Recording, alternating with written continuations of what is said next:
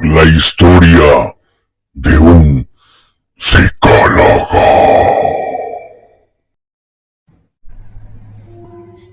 Hola, quiero compartir uno de los casos más extraños que he tratado y que me cambió la manera de ver el mundo. Anónimo, por favor. Se trataba de un hombre de unos 30. No era raro ver pacientes ansiosos, pero él sí estaba por sobre la media. Desde el principio, el tipo estaba convencido de que algo lo seguía.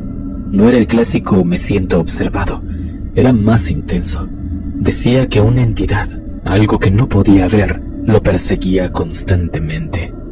Al principio pensé que era una paranoia típica, quizás un trastorno delirante. Pero conforme me contaba su historia, la forma en que describía sus experiencias, tan detalladas y vívidas, empezó a hacerme dudar. El hombre hablaba de cómo esta presencia invisible afectaba su vida diaria. No podía trabajar, apenas dormía, y su vida social era inexistente.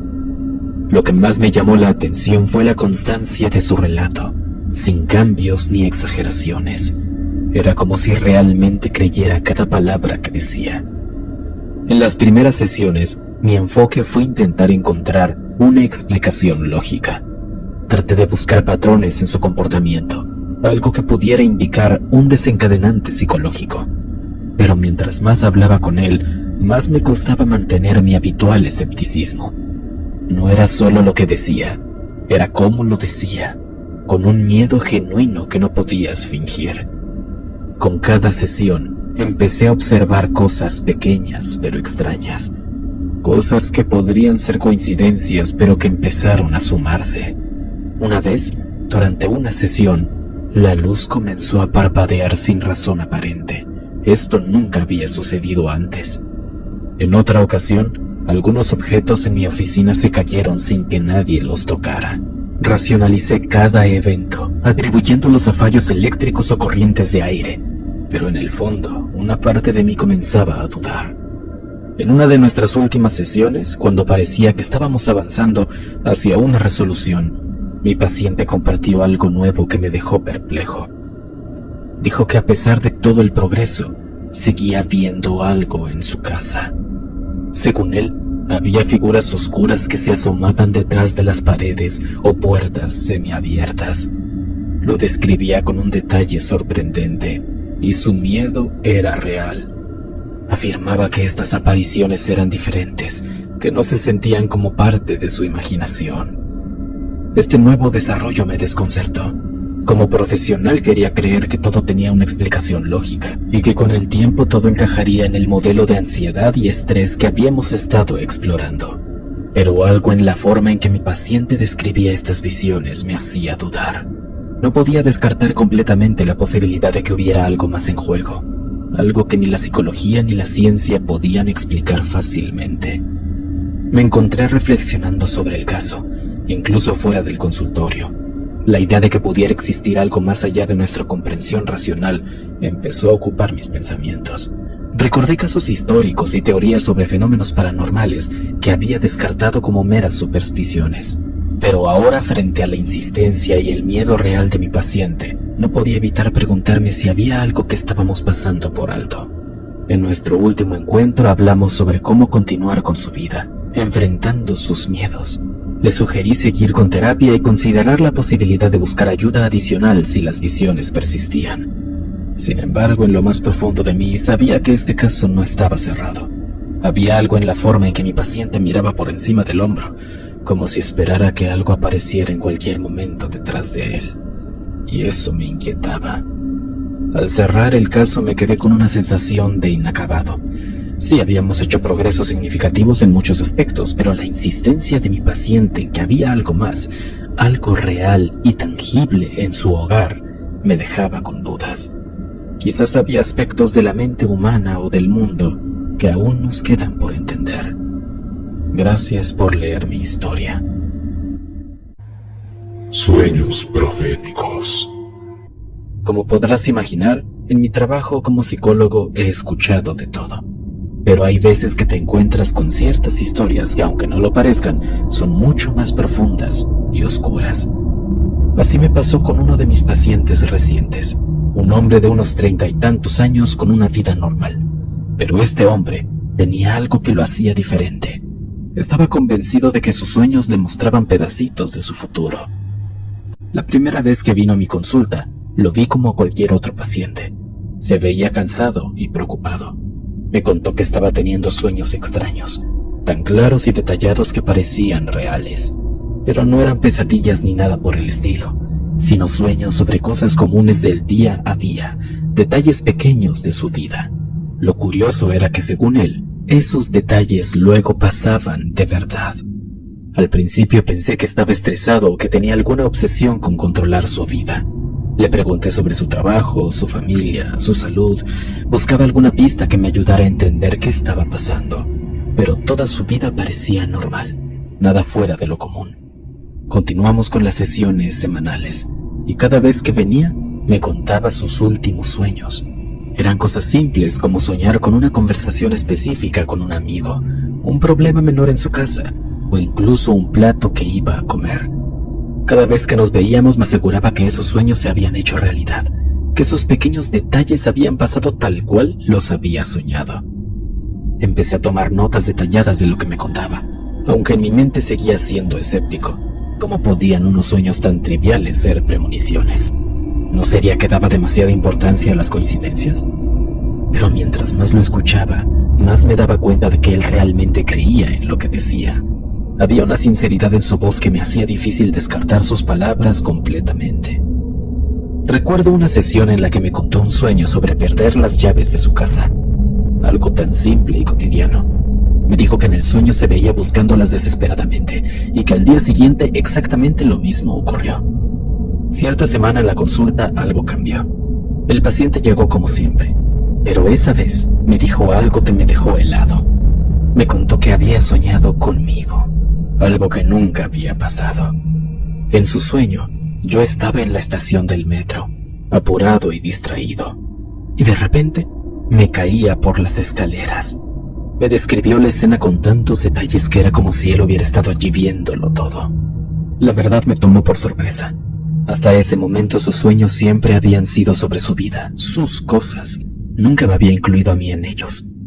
No le di mucha importancia en ese momento, la verdad. Le dije que tal vez estaba preocupado por mí, que a veces los pacientes se encariñan con sus terapeutas y eso se refleja en sus sueños. Pero en el fondo algo en mí se inquietó. No lo quería admitir, pero ese sueño me había afectado más de lo que esperaba. Los días siguientes, la idea del sueño no me dejaba tranquilo. Cada vez que iba al metro me acordaba de lo que había dicho. Miraba las escaleras y me imaginaba cayendo como en el sueño. Me decía a mí mismo que era una tontería, que eran solo coincidencias. Pero tampoco estaba tan seguro. Y entonces pasó. Una mañana iba apurado al trabajo. Iba pensando en 1000 cosas a la vez, como siempre. Estaba en la estación del metro, bajando las escaleras para tomar el tren. Y de repente, alguien me empujó por accidente. Perdí el equilibrio y caí rodando por las escaleras, justo como había descrito el paciente en su sueño. Me quedé tendido en el suelo unos segundos, sin poder creer lo que acababa de pasar. La gente se acercó a ayudarme, preguntando si estaba bien. Por suerte solo fueron unos moretones y el susto, nada grave. Pero en mi cabeza solo podía pensar en el sueño del paciente. No podía ser una coincidencia. Era exactamente lo que él había descrito. Después de mi caída en las escaleras del metro, las cosas empezaron a cambiar. El paciente de repente dejó de venir a las sesiones. Nunca tuve la oportunidad de decirle que su sueño se hizo realidad y quizá era mejor así para no preocuparlo más. Primero pensé que tal vez se había enfermado o algo por el estilo, pero luego me enteré de que había tenido problemas con su escuela y además estaba apretado de dinero. Eso explicaba su ausencia, pero dejaba un montón de preguntas sin respuesta. Con el tiempo tuve que dejarlo ir. Tenía otros pacientes, otros casos que atender. De vez en cuando me acordaba de sus historias y me preguntaba qué habría sido de él, si había encontrado alguna explicación a sus sueños o si seguían siendo un misterio incluso para él. Todo empezó un día normal, revisando papeles y preparándome para los pacientes del día. Entre ellos estaba Daniel, un chico de 18 años que fue enviado por su madre. Cuando llegó, lo primero que noté fue su mirada. Era de esos muchachos callados. Su madre lo acompañó la primera vez, Hablamos un poco sobre lo que pasaba. La escuela estaba preocupada por unos dibujos que Daniel había hecho. Decían que eran raros, perturbadores. Pero ese día no hablamos de dibujos. Quería conocer a Daniel, ver qué pasaba por su cabeza. En las primeras sesiones, Daniel apenas hablaba. Yo preguntaba y él respondía con lo justo. Hablábamos de su vida, de la escuela, de su familia, pero siempre había algo que no encajaba, como si se guardara algo, un secreto o un miedo. No sé, era difícil de explicar. No me sorprendió la verdad. Muchas veces los chicos de su edad son así, cerrados, más cuando están en terapia.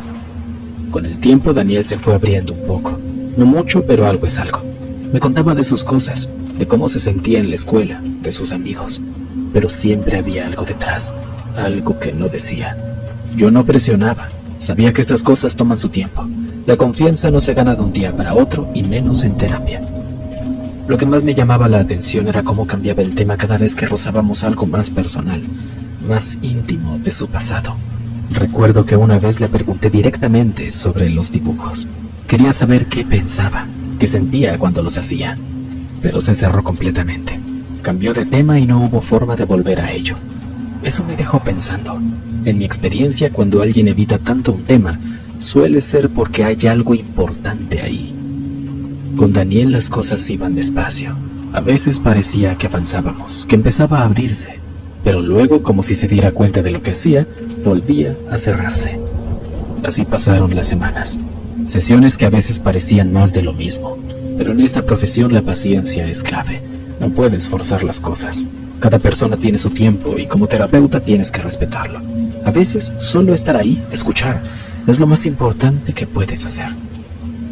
Llegó un día en que Daniel trajo una carpeta a la sesión. Estaba llena de dibujos. Eran raros, distintos a lo que había visto antes. Al principio no entendía qué significaban. Daniel me los mostraba uno por uno, pero no explicaba mucho. Solo decía que le gustaba dibujar, que era su forma de distraerse. Empecé a mirar esos dibujos más de cerca. Algunos tenían figuras grandes y oscuras, como sombras o personas viejas, personas mayores. Otros mostraban lugares, como habitaciones o puertas medio abiertas. Había un dibujo en especial que me llamó mucho la atención. Era una habitación con varios juguetes rotos en el suelo. No sé por qué, pero me dio la sensación de que había algo más en ese dibujo, algo que Daniel no decía.